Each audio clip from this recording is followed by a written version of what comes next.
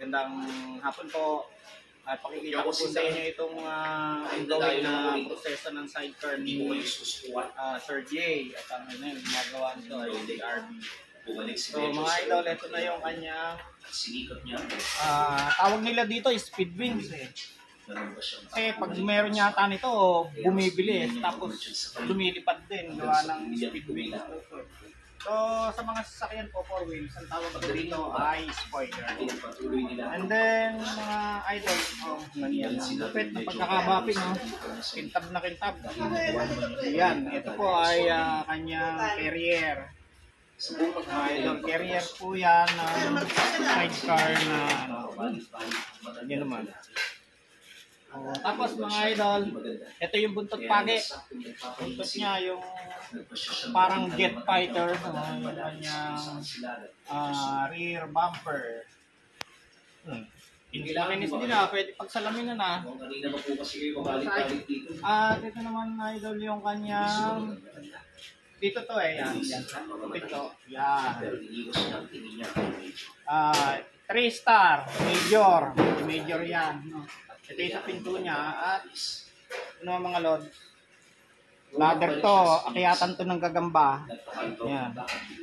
Nabapping na rin siya mga idol. At ito yung front bumper niya. Yan mga boss. Front bumper ng sidecar. Dito naman po tayo. Ito yung pinaka-base po ng logo. Gawin pa rin yung process ng pagbabapping. Siyempre, yun si Papa Jesus at saka si Mama Mary. Ano nga ba yung bata? Si Ramon. Sila yung bata Angel yata yan yung bata. Si Jose, si Maria. Papa Jesus. Tama ba ako? Si Eva. Eva! Hindi. Si Jose, si Mama Mary, at si Jesus. Correct nyo na lang ako yung mga Kristiyano dyan. Mga idol, ito naman yung kanyang cover ng side wheel. Yan. Diba, maganda kapag may disenyo. Tapos yan parang naka-lowered siya kasi tago yung gulong. Ganyan kasi sa mga kotse mga naglo-lowered yun yung nangyayari. Tapos original tong kanyang Devil Beast yata to. Ano ba pangalan yan? Hindi ko mabasa malabo ba ta? So mga lods ito ay stainless din. 304 po yan. Ayan ang 304 na labo. Babapingin yan para luminaw. So ito stainless din yan. Ito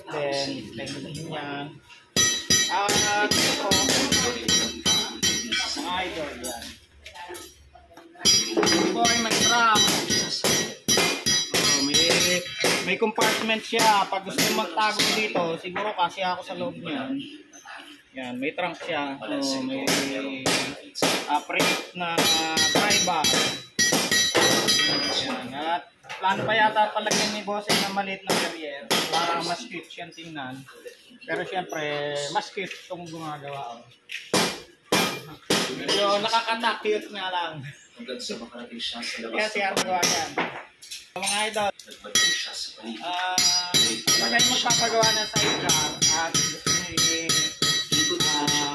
masinsin o maayos yung magawa, lang po kayo dito sa Agmat Iron Work.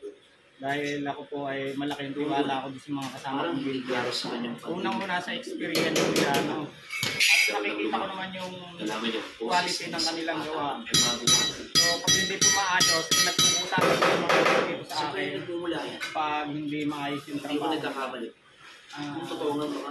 yung mga kasama ko, si Joseph, Andy, si Fred. Yan, sila po yung mga kasama ko. Nahiya na naman yan. Ayan mga lods, nahiya na naman. Nagtago po.